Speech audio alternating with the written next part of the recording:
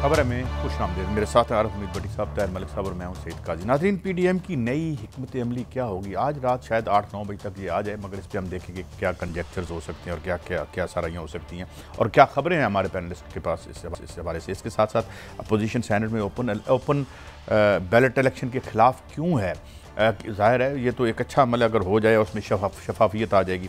इसके साथ देखेंगे कि स्टील मिल की नाअहली इस नहज पर कैसे पहुंची, कौन सी गिद्धें इस पर नज़र रख के बैठी हुई हैं, ये कौन से और कौन लोग हैं जो आज भी कहते हैं हम इसे चला के आपको दे सकते हैं, आपको प्रॉफिट भी दे सकते हैं 50 अरब का, हम आपको टैक्स भी दे सकते हैं और प्रॉफिट भी 150 अरब का दे सकते हैं। इसके साथ कल स्टोरी हम नहीं कर सके, किसानों की जो एक बड़ी एक लड़ाई चल रही है इंडिया में, वो किधर जाएगी? भट्टी साहब, पीडीएम की नई हिकमत अमली क्या हो सकती? बिस्मिल्लाहिर्रहमानिर्रहीम। काई साहब देखें, अगर तो कोई वो बड़ा ये फैसला करते हैं, लॉन्ग मार्च की डेट देते हैं, डेट शर्त ये और धरने की, फिर तो वो खबर होगी। अदरवाइज़ हज़ार डायलॉग बोले पंजाबी के, अब भी बोल देंगे छोड़ेंगे नहीं, इमरान खान को हुकूमत नहीं छोड़ेंगे, फलां नहीं करेंगे। 8 सितंबर में गई हुकूमत, अक्टूबर में गई, नवंबर में गई, दिसंबर में गई, जनवरी में गई, 31 जनवरी डेडलॉक, रिज़ाइन दे देंगे, रिज़ाइन ले लेंगे। ये डायलॉग सुन सुन के कान ख़राब हो गया। जो मेरी इतला है कि मरियम नवाज़ साहबा की अपने वालिद साहब से बात हुई है, जो लंदन में है, नवाज शरीफ साहब, वो बहुत ज़्यादा डेस्परेट है। उन्होंने मरियम से कहा है कि मौलाना से जाके कहें। हाँ, मरियम नवाज़ बहुत डेस्परेट है, क्योंकि वो क्या कर देना चाहती हैं? वो समझ रही हैं कि उन्हें नाकाम कर दिया गया है पीपल्स पार्टी ने भी और ख़ुद उनकी जमात ने भी। और ये बात उन्होंने अपने वालिद मोहतरम किबला नवाज शरीफ साहब से कही है। नवाज शरीफ साहब से मुझे बात पूरी कर देने दीजिए, फिर आपका हर हुक्म का मैं जवाब दूंगा। जिस पर नवाज शरीफ ने कहा है, आप अगर मौलाना फजलुर रहमान के पास जाएं और उन्हें कहें आपको नवाज शरीफ की तरफ से हर किस्म की सपोर्ट है।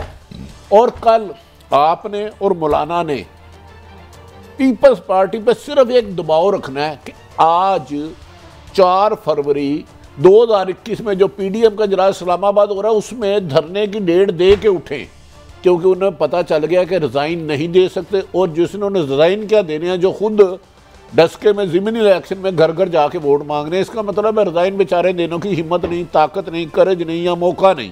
ये जो भी देखें, मरियम मौलाना साहब के पास गई, आपको पता है फिर कल क्या हुआ? मौलाना साहब के पास गई तो क्या हुआ? मौलाना साहब से मिलने गई, पीडीएम के इजलास से पहले बिलावल से नहीं है फ़ोन किया, पहले आपको याद है हर दूसरे दिन बिलावल साहब की और मरियम साहबा की मोहतरम की गुफ्तगू होती थी।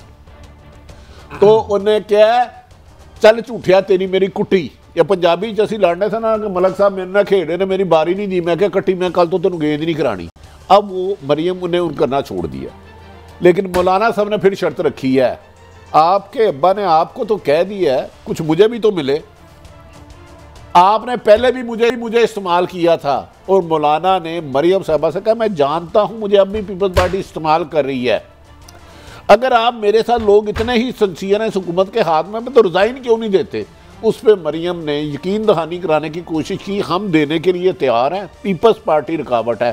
ताहम आज जो मेरी इत्तला है, मरियम नवाज साहब और मौलाना में जो हतमी फैसला हुआ था कि आज पीपल्स पार्टी को इतना प्रेशराइज किया जाए, या पीपल्स पार्टी जिच हो के पार्टी पीडीएम का इत्तेहाद छोड़ जाए, या कम से कम मार्च या अप्रैल में, एग्जैक्ट डेट ना दे, कहते हैं जी मार्च या अप्रैल में सेनेट के बाद हम करेंगे, अप्रैल में क्या करना है, अप्रैल में रोज़े आ जाएंगे। ये बड़ी प्री प्लानिंग है। लेकिन नवाज शरीफ साहब को एक उनके गैर मुल्की दोस्त ने कहा है कि आप अगर समझते आप हुकूमत गिराने की पोजीशन में, गैर मुल्की दोस्त में लफ्ज़ात कह रहा हूँ, जो आपको चाहिए मिलेगा। और यही मैसेज मौलाना साहब को पहुँच गया, और मौलाना साहब से जो चाहिएगा कब मिलता है ये मौलाना साहब बेहतर जानते हैं। मलिक साहब, बड़ा एक शोर हुआ था एक कॉलम का कि जी ये कंपनी चलती नज़र नहीं आती, ये यानी कॉलम में तो इशारा गवर्नमेंट की तरफ किया गया था, मगर मुझे तो लगता है वो कंपनी चल रही है जैसे भी चल रही है, ये कंपनी चलती नजर नहीं आती। एक राय है, नहीं वो मेरी, मैं तो उस राय के साथ हूँ। अगर उस कंपनी के नीचे से आप 4 पहिए निकाल लेंगे तो कोई कंपनी नहीं चलेगी। I agree with the Suhail Waiz की आप बात कर रहे हैं। ये कंपनी चल नहीं सकती, ये मेरा ख्याल है, आप इससे डिसएग्री कर सकते हैं। जो भट्टी साहब ने बात की है 100% सही की है। मियाँ नवाज शरीफ ने डायरेक्ट मैसेज दिया मौलाना, वो 100% यकीन दहानी कराइए कि आप इसी इत्तेहाद के सरबराह हैं और जो आप फैसले करेंगे हम आपके साथ हैं, ये पक्की बात है।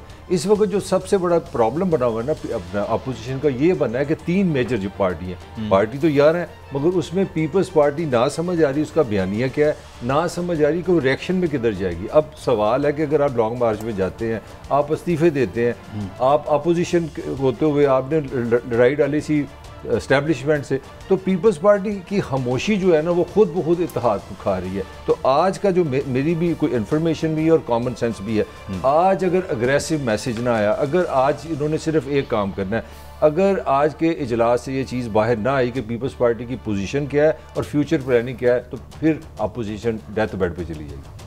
जरा दिखाइएगा मरियम साहबा की बॉडी लैंग्वेज, जरा देखें तो इंस्पिरेशन नजर आती है जो भट्टी साहब बात कर रहे थे। दिखाएंगे जरा, चलाएं हमारे फुटेज तो हम भी जरा देख सकें। मगर बात भट्टी साहब, मैं जो आपसे सवाल करना चाहता हूँ, देखिए वो बड़ी एक ना यानी गुस्से में बैठी लग रही हैं और लग रहा है कि शी इज़ क्वाइट डिसअपॉइंटेड। अब भट्टी साहब बड़ी अच्छी मलिक साहब ने बात की, सवाल ये है, मैं सवाल कर लूँ कि सवाल ये है कि कई ये निकले हैं तो ये कंपनी फारग हुई है ना, जो पहले वाली कंपनी फारग हुई है। मलिक साहब से नहायत अदब एहतराम से उनकी राय का एहतराम करते हुए, दूसरी कंपनी के कौन से पहिए हैं? ओ भाई, आपके किसी एक जमात के पास इतनी अक्सरियत, 50% अक्सरियत नहीं कि आप हुकूमत बना लो, पीपल्स पार्टी की सीटें मिला लो, नून लीग की बना लो, पंक्चर लगवाने गए थे, नून लीग की बना लो, मौलाना फजलुर रहमान की बना लो, हासिल बख्श वजींजो की बना लो, अख्तर मैंगल की बना लो, फिर भी बुला के आपकी गाड़ी तो पूरी बनती नहीं है। वो आपने क्या गाड़ी चलानी है अपोजिशन ने? पल्ले नहीं तेला थे कर दी मेला मेला। चलो इन्होंने MQM और काफ लीग को बना लिया। वो मुझे बताएं, इमरान खान के खिलाफ अदमत बात है, उनमें कौन सी इतनी कैपेसिटी है? हाँ, जो मरियम साहब ने कहा लाल रंग होता है गुस्से वाला, उन्होंने आज लाल शर्ट पहनी थी, वो बहुत डेस्परेट है। उन्होंने अपनी करीबी दोस्त खातून मुस्लिम लीगी रहनुमा को कहा है कि ये पार्टी में जो मेरे खिलाफ बयानियाँ मुस्लिम लीग नून में करा रहा है तैयार, मुझे उसको भी पता है। अच्छा। मैं पहले एक दफ़ा इस हुकूमत को गिरा लूँ, फिर मैं इन लोगों को देखूंगी। और ये उन्होंने इशारा जिस तरफ कहा है मैं खुल के बता नहीं सकता, अपने लिए ही कहा है, अपनों की तरफ। अच्छा, एक और भी, पार्लियामेंट एक बड़ा मुकद्दस ऐवान है और आज वहाँ पे जो कुछ हुआ जरा हमें दिखाएंगे और वो सुनवा सकते हैं। जरा हम एडिट करके दिखा रहे हैं, हम वो सारी चीज़ें नहीं दिखा सकते, लेकिन ज़रा सुनाइएगा। यहाँ पे कानून बनना है, हमारे किस्मतों के फैसले होने हैं, या ये क्या जगह है, दिखाइएगा ज़रा अगर हम दिखा सकें मलिक साहब। और मैं आपका इस पर कमेंट भी चाहूँगा। तो ये क्या, ये एक अभी ये कोई अभी प्ले तो करें ना यार, प्ले करेंगे तो फिर ही हम बात आगे करेंगे। ऐसा मंजर पेश करता है जैसा किसी कोठे पे नजर आता है। इस निजाम को बदलना चाहिए या नहीं? तरमीम आप करने जा रहे हैं कॉन्स्टिट्यूशन में, पल्ले नहीं तेला से कर दिए मेला वेला। कुछ भी कर ले, आपको NRO नहीं मिलेगा। आप हमें भाषण ना दे, हम यहाँ आपका लेक्चर सुनने नहीं आए। पीपल्स पार्टी की साजिश है नवाज शरीफ साहब के खिलाफ कि वो PMLN के हाथों में चोर चोर के पोस्टर दे रही है। शर्म करो, शर्म है नहीं है? शर्म अगर मिलती बाजार से तो मैं लेकर इनको दे दे। नशेई लोग जो होते हैं सर, उनको ना गाड़ी चलाने देना चाहिए और ना नशेइयों को मुल्क चलाने देना चाहिए, और ना ये हाल हो जाता है। कोई रिवायात का ख्याल नहीं है, कोई तमीज नहीं है, ये क्या तरीका? जी, कोई रवायात का ख्याल कमाल नहीं। ये है कि अपोजिशन उनको तमीज़ सिखा रही है, वो हुकूमत उनको कह रही है आप बदतमीज़ है। मतलब हम बेचारे किधर जाएं? कहीं पे पाकिस्तान के ये नुमाइंदे हैं और 5 करोड़ का एक दिन बनता है इनका। मुझे आप बता दें, इनका किसी इनके पास हुकूमत अपोजिशन दोनों मुजरम है। मैं ईमानदारी से समझता हूँ दोनों के पास कोई प्लान नहीं। ये मुलाजमीन है, टिपिकली इनके तीन इनके बॉसेस हैं। ये अपने बॉसेस से पूछ के आते हैं आज हमने करना क्या। आज हमने सिर्फ यही कमाई है कि आप क्योस क्रिएट करें, लड़ाई क्रिएट करें, कोई कानून साजी दिखा दें। पाकिस्तान की सिचुएशन आपके सामने है, अंदर के हालात सब आप एग्री करते हैं कि इनके कैपेसिटी का इशू है। काजी साहब, आपको सोचना पड़ेगा कि आपका पॉलिटिकल सिस्टम जिंदा है कि नहीं। आपको सोचना पड़ेगा कि आपकी पार्टीज की कैपेसिटी क्या है, इनकी ट्रेनिंग क्या है, इनके पास क्या है।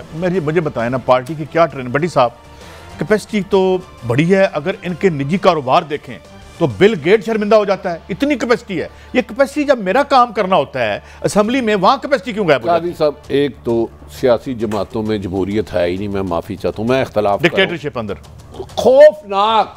आज तक ज़ियाउल हक का इतना खौफनाक नहीं लगा। गलीद मार्शल्लाह था, हमारे साफियों ने उस पर कोड़े खाए, लाशें गई, जाने दी सीनियर्स ने। लेकिन ये जमातें उससे ज्यादा जालिम हैं। अंदाजा करें, 1-2 अरब से ज्यादा बजट है सालाना, 1.5 करोड़ रुपया सिर्फ एक दिन का TADA ये पैसे लेते हैं। इसके अलावा अगर आप मिनिस्टर लॉजिस्ट जितने अफसर पेश होते हैं 5 करोड़ से ज़्यादा एक दिन पड़ता है। मुझे एक बात बता दें, डाकू, चोर, फ्राडिया, लुटेरा, नशई, किसी एक मेंबर ने खड़े होकर कहा हो कि सर मैं जहां रहता हूं वहां सड़क नहीं जा रही, वहां मेरे लोगों को मेरे बच्चे स्कूलों से बाहर हैं, मिल रहा, इलाज मेरे इलाके में स्कूल नहीं है, मेरी आवाम के पास तालीम नहीं है। किसी एक के लीडर की बयान बताएं, अल्लाह के 99 नाम लिखे हैं, इधर कानून साजी होनी है। ये 3 तो जिम्मेदार हैं ही हैं लीडर, जिन्होंने आगे गुलाम पाले हैं। मैं और आप भी जिम्मेदार है, हम भी कौम है, हम भी एक वोटर तो है ना, बीइंग ए पाकिस्तानी मेरा वोट तो है ना। क्या हम बुलाए जा रहे हैं, सार्जेंट एट आर्म्स को बुलाया गया। मेरी देखे ना, हम इन लोगों को भेजते हैं कि कानून बनाए, कानून साजी करे, वो कानून बनाए जिससे आम आदमी की जिंदगी में बेहतरी आए। ये गुफ्तगू हमने एडिट करके दी है, डाकू, चोर, फ्राडिया, लाटू, नशई। हाँ मैं रेंटर किया है, राजा रेंटर हूं, राजा रेंटर हूं यार। और नबील आवाज, ये एक और ये जो साहब जो कह रहे थे नशई, वो है पटेल साहब। पटेल साहब के बारे में मैं खबर नहीं दे सकता। देने यार, क्यों नहीं देते आप? छोड़े, हमारा काम, हम दरअसल कासाफी हैं। नहीं पटेल साहब, मेरी एक वजाहत करें, क्या पार्टियों में जमहूरियत है या ये अपने लीडरों के मुलाजिम बन चुके हैं? सर मैं कहता हूं मुलाजमों की भी ज्यादा इज्जत होती है। मुझे एक बात बता दे, सारे काबिल एहतराम है, फिर एस्टैब्लिशमेंट को कौन काबू करेगा? ब्यूरोक्रेसी को कौन काबू करेगा? अगर इनकी ये हालत है तो यार खुद पांव में पड़े हैं कादी साहब। एस्टैब्लिशमेंट को आप दोष दे रहे हैं, अगर आप खुद इंडिपेंडेंट हैं। आज फायद ईसा साहब ने कहा है कि मीडिया आजाद नहीं है, मैंने फौरी ट्वीट किया नहीं आजाद। मेरे में इतनी हिम्मत है ना, मैं कह रहा हूं हमें तो साहब में भी कभी उधर से भी नहीं इंसाफ मिला जहां वो बैठे हैं। लेकिन खैर वो बात छोड़ दे, मुझे बता दे, आज तक कोई एक लीडर आके देखा हो जिसने ये कहा हो, नून लीग का हो, कि अगर नवाज शरीफ पे करप्शन साबित हो गई, करप्ट है, झूठा है, तो मैं इसको छोड़ दूंगा। यही पीपल्स पार्टी का, यही PTI का, यही जमात इस्लामी का। इन्होंने नहायत अदब एहतराम से, इतने कद्दावर लोग होते हैं, इतना वोट लेके आते हैं, 1.5 लाख 1.25 लाख या जितना भी है, लेकिन अपने लीडर की हर झूठ को इन्होंने सच कहना है। हर टॉक शो निकालना, रोजाना 4 टॉक शो होते हैं, किसी में पीपल्स पार्टी होगी, PTI होगी, मुस्लिम लीग नून होगी, जो भी जमात। उसने अपने लीडर के कसीदे पढ़ने के अलावा किसने कहा है कि अगर जरदारी ने 10% है या करप्शन की है, अच्छा तो मैं उसको छोड़ रहा हूँ। यही मुझे नून लीग में एक मर्दे बड़ी साहब एक मेरा और सवाल है, PTI में नहीं, PTI का भी मैं आ रहा हूँ क्योंकि मैं राष्ट्रीय बोर्ड चल रहा हूँ ना।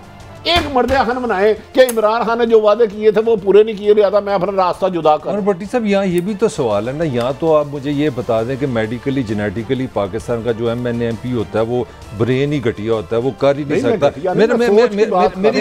हम तो पार्लियामेंट, मेरा सवाल तो आप सुन ले, मैं ये कह रहा, यहाँ तो मान लो कि अल्लाह मियां ने इस मुल्क में जो सियासत में जाएगा वो चीज़ ही घटी होगी। यहाँ वो हालात हैं, यहाँ वो रियासती इदारे हैं, यहाँ का वो स्ट्रक्चर है, यहाँ का वो कल्चर है जो गंद पैदा कर रहा है, उस पर आप यार मैं हैरान हूँ, गंद में खुद गिर रहा है बंदा, तो गंद को बुरा कह रहा है। मैं अंधा हूं, गंद के साइड पे आपने पॉलिटिशियन को चांस कितना दिया है? यार अल्लाह का वास्ता, मुझे बताएं ये साढ़े क्या चांस दिया भाई? 13 साल लगातार है और ये 1300 साल भी रहने। सुन ले, एक भट्टो तो उसको फांसी दे दी यार, एक भट्टो को फांसी दे दी तो कई और भी जर्नैल गए ना, दूसरे लोग भी। नवाज शरीफ को भी तो बनाया, इतना मौका दिया, 40 साल तक वो कादी साहब हमने अदारों को सजा थी, अदारों नवाज शरीफ हमारे बुरा सजा है। काजी साहब देखे, अदारों ने दी, बुरा भला कहना एक बना लिया। मुझे सिर्फ ये बता दे, कराची में पीपल्स पार्टी की 12.5 साल से हुकूमत है, एक सर्वे करे, अगर आप समझते हैं उन्होंने डिलीवर किया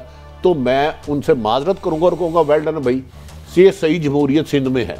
चले कोई एक बंदा सर्वे करा ले, न्यूट्रल हो, जिसका किसी जमात से मलिक साहब तो बात खत्म कर रहे हैं। मलिक साहब ने कहा कि ये नवाज शरीफ इस मुल्क को मेरा सवाल ले लें, मैं आपकी किसी बात से बहस नहीं करूंगा। मुझे आप बता दें, आपने तजर्बे से मैं कि पाकिस्तान में सूबाई या मरकजी हुकूमत आपको वोट से अवाम चाहिए, इसके लिए आपको तो हुकूमतें किसी और तरीके से मिलती है, तो आप लोग खिदमत क्यों करेंगे? ये आर्गुमेंट है, अब आप बोलें। अपना राइट है, मैं तो आपसे ताकि इस वक्त 7 बजे 10 लोग और प्रोग्राम कर रहे हैं, मैं तो अपना जवाब दे हूं ना।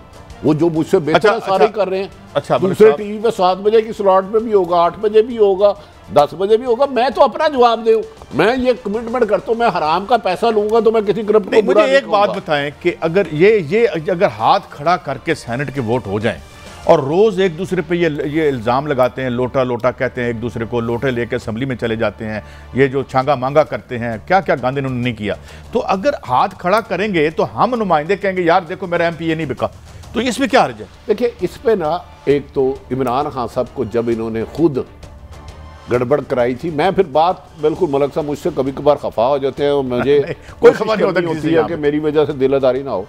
उस वक्त क्यों नहीं किया था जब इन्होंने 64 को 51 किया था? हाँ, अब भी बात ये थी एक पूरा पैकेज यार आज ठीक कर लें, आज कर ले। नहीं, नून लीग को और PDM को चाहिए था, बैठते कहते जी आइंदा जो इलेक्शन है ना, खुसूसन वरना बल्दियाती इलेक्शन ये हुकूमत छीन के ले जाएगी PDM से, गो के वैसे हार रहे हैं मेरी राय के मुताबिक।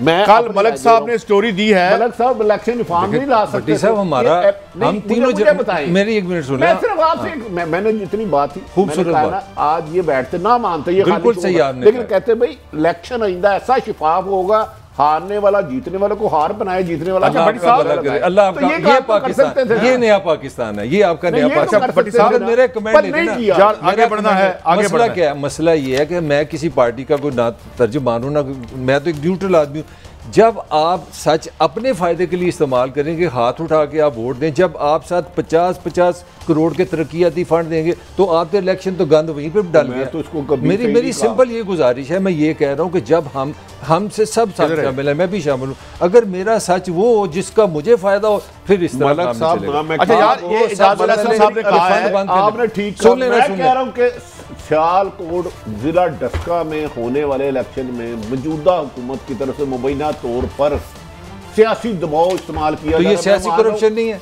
ये गलत है। आप, मैंने इसको आप परवेज, यार आगे बढ़ना है, मुझे वो मौका लाया, मैंने जो कहा कि कल गलत था आज ठीक। मैं वही कह रहा हूं, आप परवेज लाई को पहले डाकू के, फिर उसके पास 10 बंदे, यार वो छोड़ दे, मैं कह रहा हूं कि डाकू तो बेनजीर ने कहा, नहीं बेनजीर का, देखिए मैं बेनजीर नहीं कहा, सबके 2014 के धरने में कहता था ठीक है, इनका मुतालबा था, सुन ले जरा सिर्फ 1 सेकंड यार आगे बढ़ना है बड़ी साहब, सिर्फ 30 सेकंड। इनका मुतालबा था 2014 में ये धांधली के खिलाफ निकले और करप्शन के, ऐसे ही, और हमने कहा ये ठीक निकला, इमरान खान को वापस नहीं जाना चाहिए जब तक शफाफ इलेक्शन। मैं भी इनके लेकिन आज मुझे दुख है कि डस्के में सरकारी वसाइल से गड़बड़ हो रही है और आप खामोश हैं इमरान खान साहब। अब आपका फर्ज है कि जिस धांधली के खिलाफ आपने 126 दिन धरना दिया, आज फिर हो रही है, इसको तो रोके, कोई तो बंद। मैं चाहूंगा कि इमरान खान साहब माजी की ये अजीम रवायात आगे ना ले जाए। अच्छा, ये इजाजुल हसन साहब ने भी कुछ कहा है कि उन्होंने कहा है कि ये जो पार्टियों के अंदर, जज साहब की बात कर रहे हैं, जी ये आप सामने देख रहे हैं कि सियासी जमातों में भी डिक्टेटरशिप है, तकरीबन सारी जमातें वन मैन पार्टी बन चुकी हैं, सबकी राय से फैसला करें तो बेहतर होगा। ये चीफ जस्टिस साहब का कहना था, जिस असम्बली में अक्सरियत हो उसे सेनेट में अक्सरियत से रोकना तबाहकुन होगा, यानी इसका मतलब है कि ये बेचना बंद करें। ये नाज़रीन आप देख रहे हैं, ये सारी अच्छी अच्छी बातें हैं, इन पर अगर अमल कर लें, लेकिन अमल किसने करना है?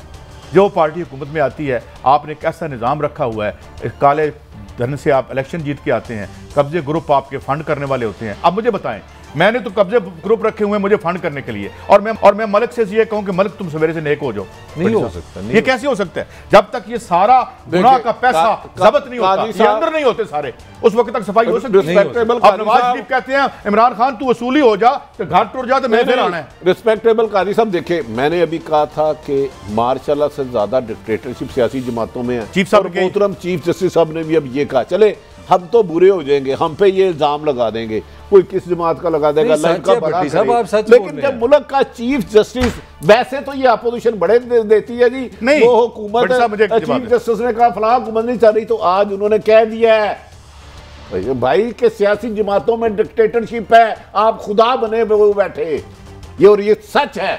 अच्छा बड़ी साहब, मैं तो यही मैं ये काजी फाइज साहब ने आज मीडिया के हवाले से भी कुछ रिमार्क्स दिए हैं, हम बाद उस पर बात करेंगे, क्योंकि वहाँ पे जो हाजिर लोग थे उन्होंने कहा यहाँ मीडिया की आज़ादी नहीं है। मेरी राय मुख्तलिफ है, मैं समझता हूँ कि यहाँ अमेरिका से भी ज़्यादा आज़ादी है। बात करेंगे, मेरे दोस्तों की राय मुख्तलिफ है। एक ब्रेक के बाद बड़ी दिलचस्प गुफ्तगू है, हमारे साथ रहिए। Welcome back. अच्छा भट्टी साहब, हम ये जो यौम यकजहती कश्मीर है, ये तो हम आखिर में आज ज़रूर करना है, बड़ा अहम है, क्योंकि कल हमारा शो होना नहीं है, तो हम इसको मिस नहीं कर सकते। मगर ये हम आखिरी सेगमेंट में बात करेंगे इस पर। मगर ये बताइए भट्टी साहब कि आज कुछ आज़ादी सहाफ़त के हवाले से हमारे मोहतरम जज फ़ाइज़ ईसा साहब ने कुछ बात की। ऐसा देखें, कल यौम जागृति है, हमारे कश्मीरी भाइयों के साथ जो भारत जुल्म सितम की इंतहा कर रहा है, यकीनन चोट उन्हें लगती है पर दर्द हमें भी होती बिल्कुल है। बिल्कुल सही। कायद फ़ाइज़ ईसा साहब ने बहुत अच्छी बातें की हैं। मैं थोड़ी सी, क्योंकि मैं एक ट्रेड यूनियनिस्ट हूँ, मैंने जर्नलिस्टों के लिए थोड़ा सा अपना रोल एक गुमनाम सा अदा किया हुआ है। उन्होंने जो फरमाया कि पंजाब हुकूमत ने लोकल गवर्नमेंट ख़त्म करके बैकडोर मार्शाला लगाया, जस्टिस फ़ाइज़ ईसा साहब, ऐसे तो अपनी मर्जी की हुकूमत आने तक आप हुकूमतों को ख़त्म करते रहेंगे, जस्टिस फ़ाइज़ ईसा साहब। बल्दियाती हुकूमत को ख़त्म करके हुकूमत ने आइन की खिलाफ वर्जी की, जस्टिस फ़ाइज़ ईसा साहब। हर मुखालिफ गद्दार और हुकूमती हमायत करने वाला मुहिब वतन बताया जा रहा है, मोहतरम जस्टिस काजी फ़ाइज़ ईसा साहब। मुल्क का मजाक बनाया हुआ है, जस्टिस काजी ईसा साहब। क्या हुक्मरान जमात ने इंतखाबी मंशूर के लिए अवाम के मैंडेट पर शब खून मारा है, जस्टिस मकबूल बाकर साहब। अगर ये वजह है तो बहुत ही मज़ाक़ाहेज़ है, जस्टिस बाकर साहब ने। जस्टिस फ़ाइज़ ईसा ने यह सवाल किया कि क्या पाकिस्तान में मीडिया आज़ाद है? मोहतरम, मीडिया आज़ाद नहीं, लेकिन मीडिया को आज तक इंसाफ भी नहीं मिला। बेज अवार्ड के लिए चारों हाई कोर्टों में गए, असम्बली ने किया, उसका बेनिफिशरी मैं नहीं हूं, मैं तो आज इलेक्ट्रॉनिक मीडिया में, आज तक हमें इंसाफ नहीं मिला। हम आपसे भी गुजारिश करते हैं, यकीनन हमारा ये केस ही सुन लें, सिर्फ मेरिट पे को ऑनरेबल सुप्रीम कोर्ट के जज साहबान से नहायत हाथ बांध के गुजारिश है। कायद फ़ाइज़ ने कहा कि सवाल के किसी सहाफ़ी ने कायद फ़ाइज़ ईसा के पूछे गए सवाल पर किसी ने सहाफ़ी ने हाथ खड़ा नहीं किया। क्या पाकिस्तान में मीडिया आज़ाद है? सवाल ये था। वो सहाफ़ी हाथ खड़ा करे जो समझते हैं कि मीडिया आज़ाद नहीं। इस पर तमाम सहाफ़ियों ने हाथ खड़े कर दिए। मुझे ये कहने में कोई आर नहीं कि मुल्क में मीडिया आज़ाद नहीं, जस्टिस काजी फ़ाइज़ ईसा साहब। मुल्क में कैसे मीडिया को कंट्रोल किया जा रहा है, कैसे असल सहाफ़ियों को बाहर फेंका जा रहा है, मुल्क को मुनज़्ज़म तरीके से तबाह किया जा रहा है। जब मीडिया तबाह होता है तो मुल्क तबाह होता है। कायद साहब, मोहतरम, मीडिया के तबाह होने से तो शायद मुल्क तबाह ना हो, लेकिन जब अहम तरीन अदारे अपना काम करना छोड़ दें तो मुल्क के लिए बेहतर नहीं होता। हम आपसे गुजारिश करते हैं आज नहायत अदब एहतराम से झुक कर कि रोज़ाना रेटिंग के नाम पर फ्रॉड होता है। साकिब निसार साहब ने रखा था, जाजुल हसन साहब ने भी लिया था, इस केस को भी टेक कर ले, सिर्फ इसकी लाइव कवरेज करा दे, हो सकता है वो ठीक हो सब कुछ। आपने तो मीडिया का आज अलम बुलंद कराया है, फ़ाइज़ ईसा साहब और दीगर जज साहिबान, मोहतरम चीफ जस्टिस साहब, हमारी ये गुजारिश है, मीडिया को एक नहीं मारता, मारने वाले बहुत ज़्यादा हैं। लेकिन बड़ी साहब, मेरा एक सवाल आपसे है, बिल्कुल ठीक है, एब्सोल्यूट आज़ादी तो कोई भी नहीं है। कल मैं और आप सकलैन इमाम बैठे थे और मलिक साहब भी बैठे थे, हमने पूछा था BBC कितना आज़ाद है। आज वेस्ट में मुझे बताएं, जो नॉन कन्फर्मिस्ट हैं, जो गौर या नाम चॉम्स्की को TV पे कोई बिठाए वहाँ पे, मैं देख लेता हूँ, मैं इसके हक में हूँ कि बिठाना चाहिए। मगर सवाल ये कि हम कंपैरेटिवली देखेंगे, क्या ये भी ज़रूरी नहीं है कि हम एक जर्नलिस्ट के तौर पर किसी जज साहब की शख्सियत पे हम कोई उंगली नहीं उठा सकते? ना हमारा हक है, ये हमारा आइन हमें कहता है। लेकिन जब एक फैसला हो जाता है तो क्या उस पर हम कमेंट कर सकते हैं? बिल्कुल राइट। तो फिर अगर हमें रोक दिया जाए तो फिर क्या वो भी आज़ादी, वो भी हमारी आज़ादी सलब की गई। देखें, मैंने एक लफ्ज़ कहा है, खाली मीडिया की तबाही से मुल्क तबाह नहीं होते, इसमें बहुत सारे फैक्टर मिलकर एक मुल्क तबाह करते हैं। मैं प्राइम मिनिस्टर से मुतालबा कर चुका हूँ दर्जनों दफ़ा, मोहतरम इमरान खान साहब से, जो सच्चे भी आदमी और इनमें कंपैरेटिवली बेहतर है, चीफ जस्टिस साहब से भी कर चुका हूँ रेटिंग के इशू पे, आर्मी चीफ से भी कर चुका हूँ। हमारी तो आज तक कहीं सुनवाई नहीं हुई, क्योंकि ना मैं 5 करोड़ का 10 करोड़ का वकील करा सकता हूँ, मैं 10 लाख का जलसा कर सकता हूँ, ना किसी को बुरा। ये गुजारिश हम सुप्रीम कोर्ट से ये भी चाहेंगे शफाफ कर तबकाती जो एक निज़ाम है, जो नीचे से अदालत तक पहुंचने का, उसको भी खत्म कीजिए। वक्त कम है मलिक साहब, हमने एक कमेंट है, मेरे ख्याल में रेटिंग अगर शफाफ नहीं होगी तो मीडिया आज़ाद नहीं हो सकता। आज़ाद नहीं होगा, मैं 200% एग्री, बल्कि उसको रिजल्ट जाली रोजाना तैयार हो रहा है, उन बेचारों को क्यों हाथ खड़े करते हैं? उसकी बुनियाद ही गलत है मोहतरम। रिस्पेक्टेबल, इज्जत, और जिनको बड़ी साहब जिनको पहला नंबर मिलना होता है, किसी की प्रेस कॉन्फ्रेंस चल रही है, उनको फिर भी पहला नंबर आ जाता है। बहरहाल चलें, छोड़े, आगे बढ़ते हैं। ये बताएं जनाब, स्टील मिल हमारा एक बड़ा प्राइम एसेट था, ये जरा चलाएं और इसके साथ क्या हाथ हुआ। और मैं एक ज़िमनन मलिक साहब बता दूं कि यहाँ पर आपकी कायमा कमेटी में ममरेज खान, जो कि एक स्टेक होल्डर ग्रुप है, उन्होंने काम चला के देते हैं, 50,000 कहा हम टैक्स भी देंगे, 150 अरब रुपए भी आपको देंगे। और उनका एक मुकदमा पड़ा हुआ है जिसमें उन्होंने कहा था कि इसको जो स्टील के जो स्टेक होल्डर्स हैं उन्होंने इसके टैरिफ्स को ऊपर नीचे करके इसको बर्बाद किया और अब गिद्धें इस पर नज़र डाल रही हैं। बाकी स्टोरी आप दें। एक सिंपली वन लाइनर है, ये लूट मार की कहानी है। स्टील मिल समझ ले आपने, जिस लक्ष्मी मित्तल कहता है मुझे दे दो, लूट मार की कहानी है। हमने जो हमने अपने साथ किया, अपने इदारों के साथ किया कि काजी साहब उस पर आप रो सकते हैं और इससे ज़्यादा बात नहीं कर सकते। 15 साल में, बड़ी मुख्तसर बात करूँगा, 15 साल में हमने 350 अरब तो ग्रांट दिया, सिर्फ हमसे जेब से, ये टैक्स पेयर का पैसा है, 350 अरब दिया कि भाई तनहाए लोग गैस कब बंद की, जब भट्टी साहब टाइम कम है, 2008 में ये 3 अरब का प्रॉफिट दे रही थी। मुस्लिम लीग नून की, सुने दोनों गवर्नमेंट के सुन ले, मुस्लिम लीग नून ने इसकी गैस बंद कर दी 15 जून को। इसके बाद जब चीफ जस्टिस ऑफ पाकिस्तान ने कहा इसकी इंक्वायरी करो, इंक्वायरी तारक खोसा साहब ने शुरू की, और क्या हुआ कि वो जो इंक्वायरी थी तारक खोसा साहब की वो रियाज लाल जी की तरफ चल पड़ी। तो पीपल्स पार्टी ने वो की गवर्नमेंट थी, उन्होंने इंक्वायरी बंद कर दी और उसका जो मुकदमा चला तौहीन अदालत का, उसमें लतीफ खोसा साहब पीपल्स पार्टी के वकील। चले इसमें एक तो यार डाल के तुसी खाती है मार तो बताया ना 350 अरब, और आज ठीक हो सकती है 350 अरब खा गए। इसमें सारी पॉलिटिकल पार्टी शामिल है, इसमें कोई बहस नहीं है।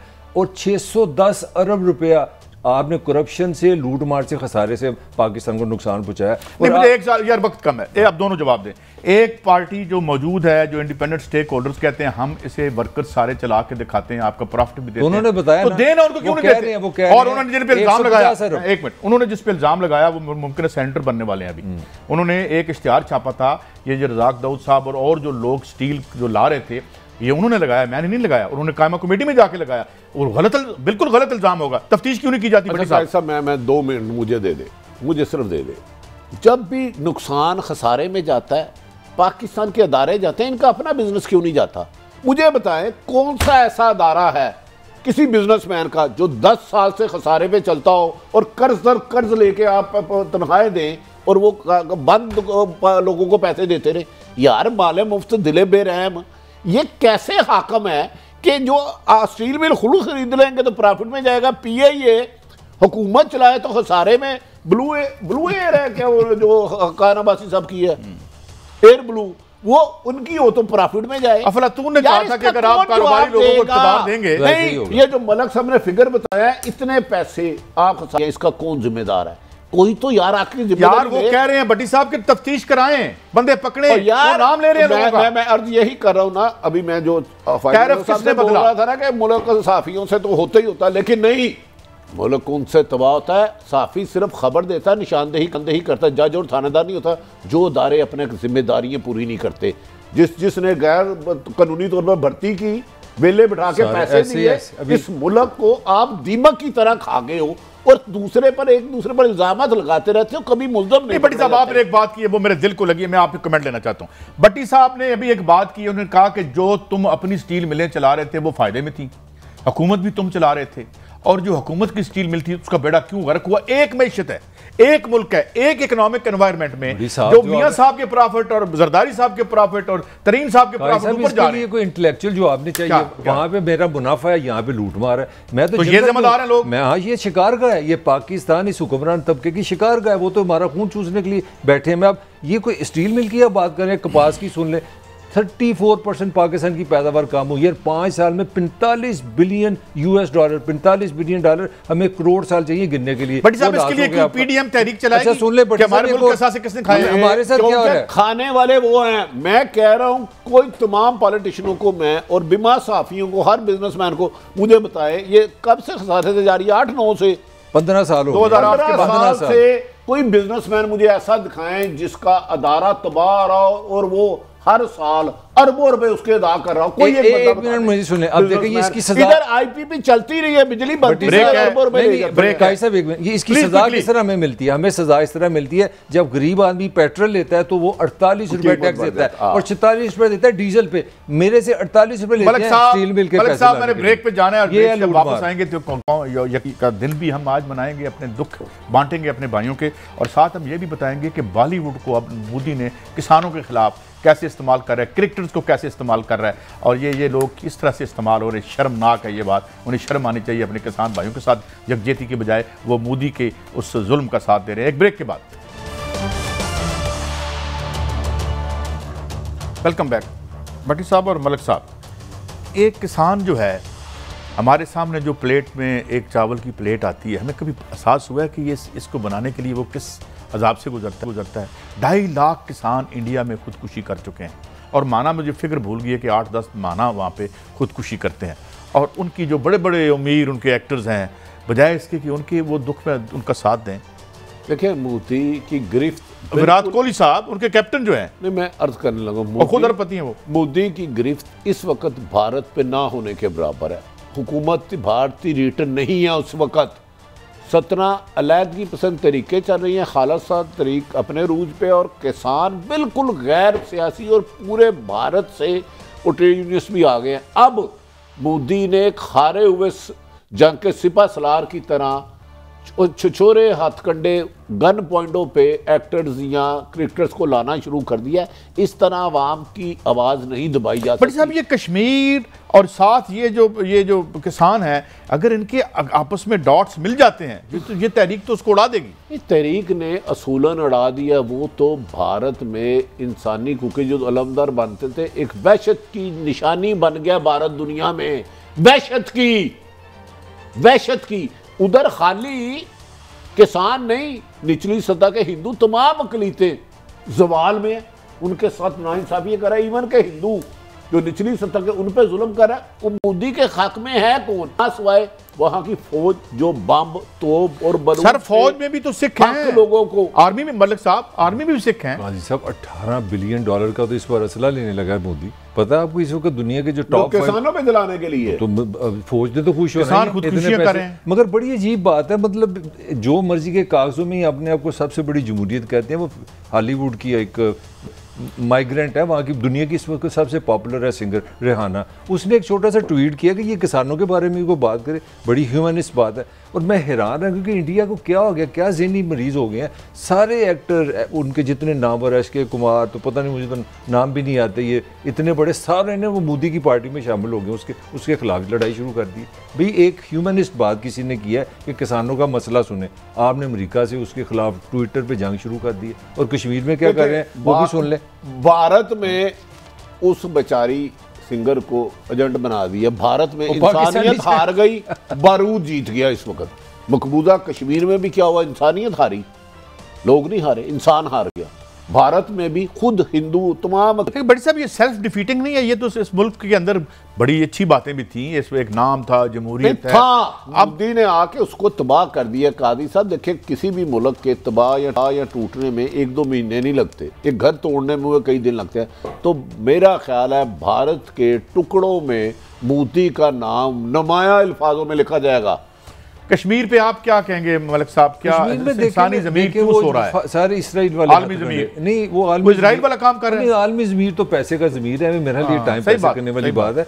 इसराइल वाला काम शुरू कर दिया, बेचारे फ़लस्तीनी को निकाल के उनको बेचारे 40-40 सालों से वो कैंपों में रहते हैं, वहाँ पे यूदी बात कर दिया। अब यहाँ के कर रहे हैं, जो रिटायर्ड फौजी हैं उनको वहाँ पे न ज़मीनें अलॉट कर रहे हैं टेक्निकली, ताकि वो वहाँ शिफ्ट हो जाए। 18 लाख बंदे को डोमिसाइल दे दिया। डोमिसाइल से मतलब है नेशनैलिटी। अब जिस तरह मैं यहाँ पैदा हूँ तो मैं पंजाब का, मेरे पास डोमिसाइल है। कश्मीरियों के पास ये राइट था। ये पिछले प्रोग्राम खत्म करना है। एक बात तो तय है, अगर आपने इंटीग्रेट है तो लोगों को उनके माशी हकूक देने पड़ेंगे, वरना ये जो लिसानी और जो कौमी तहरीकें हैं ये बनती रहेंगी, और ये तबकाती तहरीक में अगर ढल गई तो आपके बल्ले कख नहीं रहेगा। इस इजाज़त दीजिए, अगले हफ्ते फिर मिलेंगे। अल्लाह हाफ़िज़।